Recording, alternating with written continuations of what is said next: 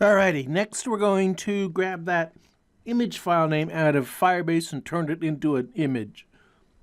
Now right now I don't even have any images in my site. In fact, if I open up that project in VS Code, typically you want to put these things in that static folder, images and external style sheets, stuff that's typical of static sites that don't use any view or any of that stuff.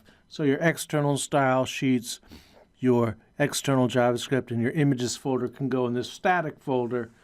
So in VS Code, I can just right-click the static folder and choose New Folder. I'll name it Images, all lowercase. You got to be careful about your uppercase and lowercase here. The simple rule is just always use lowercase for folder names, file names. All right, and then I'm going to right-click it and say Reveal and Explore. On a Mac, that would be Show in Finder. And when I open up that folder, naturally it's empty because it's brand new and I haven't put anything in it yet. But I do have some images to put in it.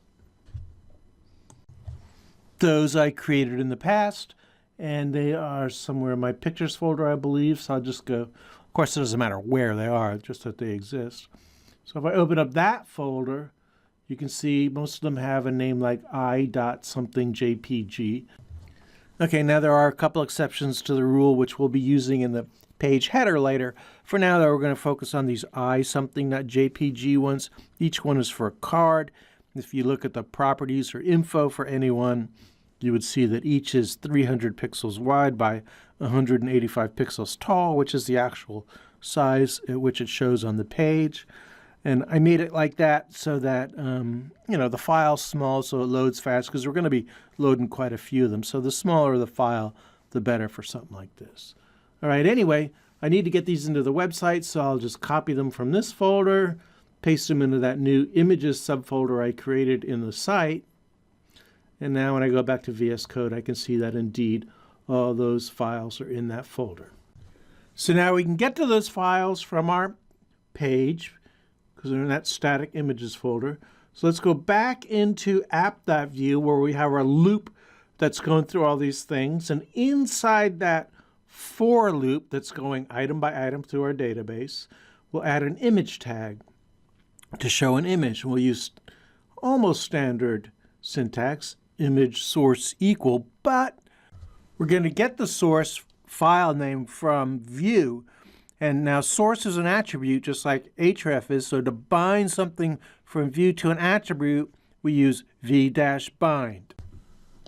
Okay, so it's going to be v-bind colon, and the name of the attribute to which we want to bind something, and then it'll be equal, and then we'll fill that in a minute.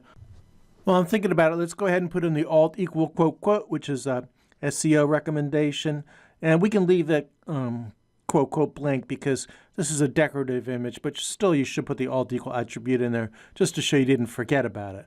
Then we'll close off the tag, and now what are we going to put inside these quotes for binding to the source attribute? Let's go take a look in the Firebase database again just to make sure we don't get anything wrong. So I'll just browse out there and go to console and open up that database.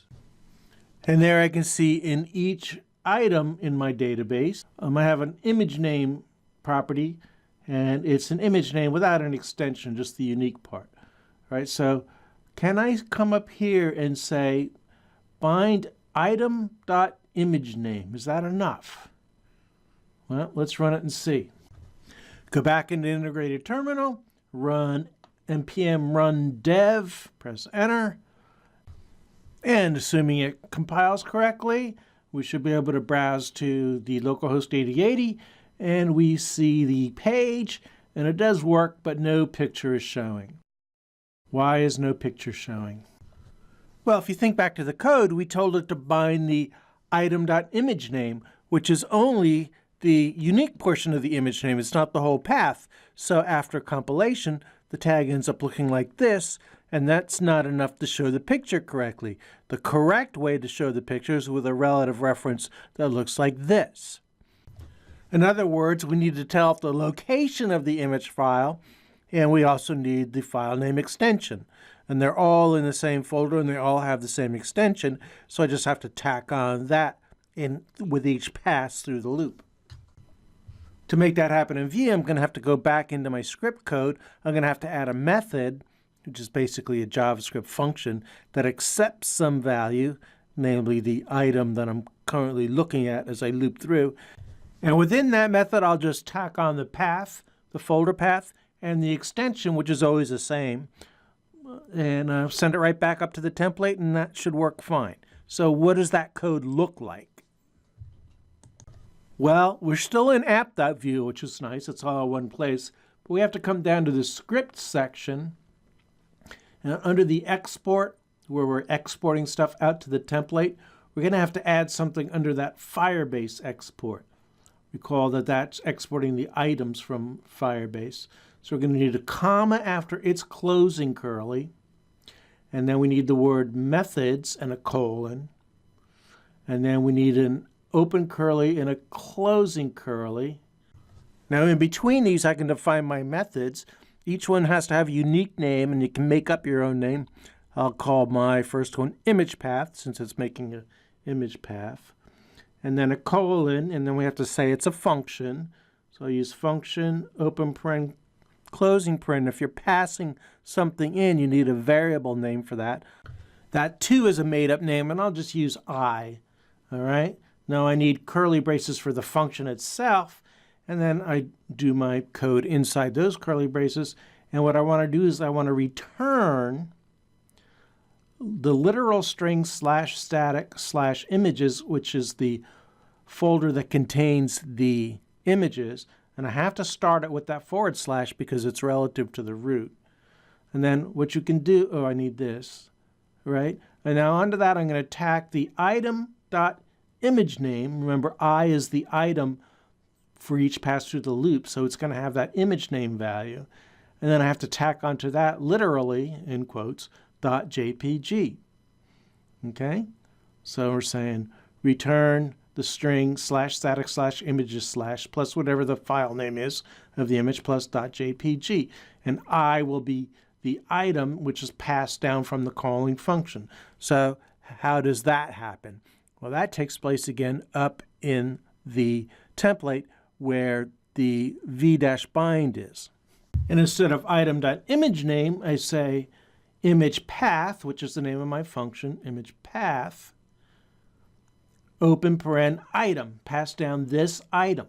All right, so it's going to pass down the item that I'm currently looking at to image path, which is going to tack on the folder path and the extension to the image name of that item.